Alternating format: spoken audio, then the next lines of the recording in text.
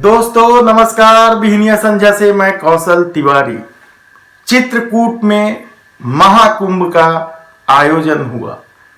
यह धर्म शास्त्रों से इतर राष्ट्रीय स्वयंसेवक संघ का हिंदू एकता महाकुंभ था, जिसमें आरएसएस प्रमुख मोहन भागवत ने हिंदू एकता की दुहाई देते हुए कहा कि जो लोग हिंदू धर्म छोड़कर चले गए हैं उन भाई बहनों को घर वापस लाया जाए, उनकी घर वापसी हो, ससम्मान घर वापसी हो।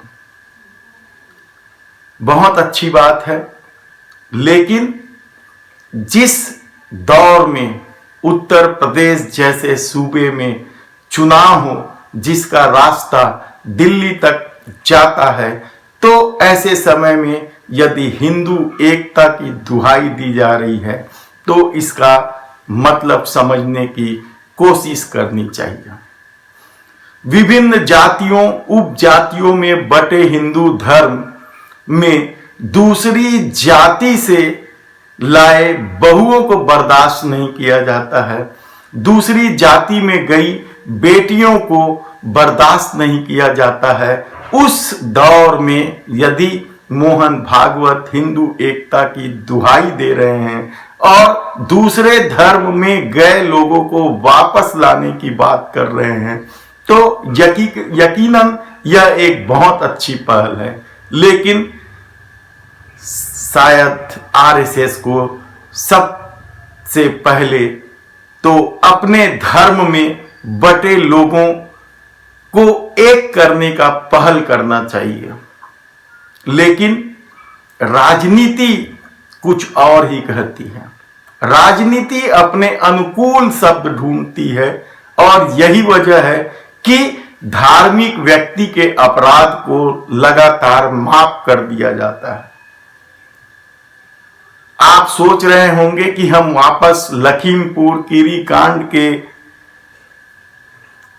किसान आंदोलन में कुचले गए मामले को लेकर सवाल उठा रहे हैं। सवाल उठाना चाहिए, क्योंकि जिस तरीके से एसआईटी ने कल इस पूरे घटनाक्रम को साजिशन बताया और उसके बाद केंद्रीय गृह राज्य मंत्री जिस तरीके से पत्रकारों पर भड़के गाली गलौज की और उनके कैमरे माइक छीनने की कोशिश की, वह क्या इस देश की राजनीति को या प्रधानमंत्री की दमदारी को शोभा देता है?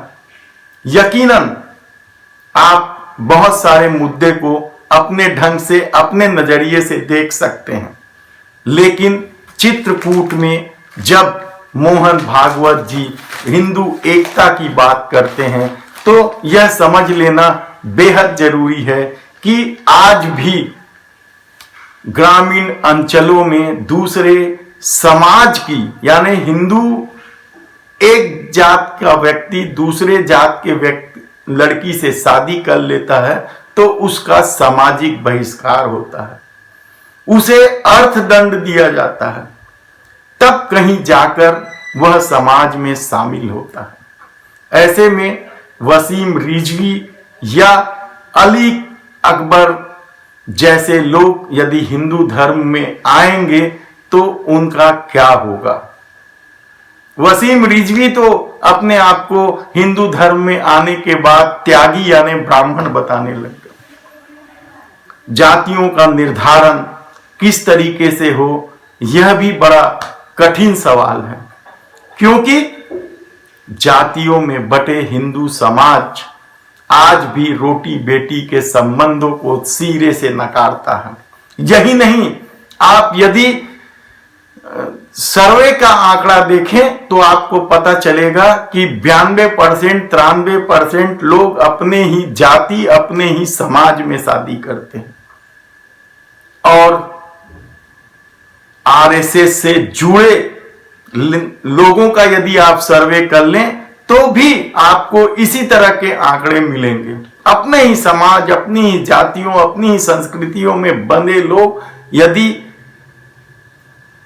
दूसरे समाज के हिंदू लोगों को भी बर्दाश्त ना करे, सामाजिक बहिष्कार करे, तब सवाल ये है कि आरएसएस की हिंदू एकता का क्या होगा। लेकिन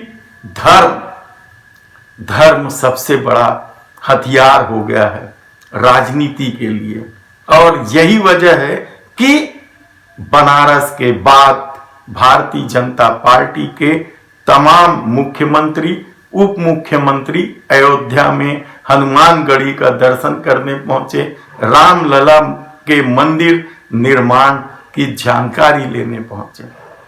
यह राजनीति का पहला सबक है जिसे सालों से देश देख रहा है। भारतीय जनता पार्टी का अपना तरीका है राजनीति करने का, और वह चाहती है कि तमाम विपक्ष उसके मैदान में आकर खेले, और ये हो भी रहा है। भारतीय जनता पार्टी के हिंदू वोटों के ध्रुवीकरण के आक्रामक रवैये के सामने विपक्ष भी चित है।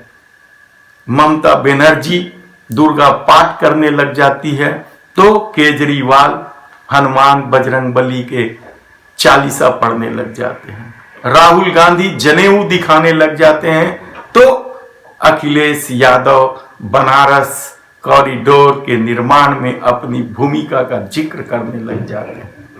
एक बार सोचिए कि क्या देश में चुनाव धर्म को केंद्र बिंदु बनाकर लड़ना चाहिए या होना चाहिए, या बढ़ती महंगाई, आम लोगों की तकलीफों को लेकर चुनाव होना चाहिए, बेरोजगारी को लेकर चुनाव होना चाहिए, सरकार की करतूतों को लेकर चुनाव होना चाहिए, किसानों की समस्या को लेकर चुनाव होना चाहिए।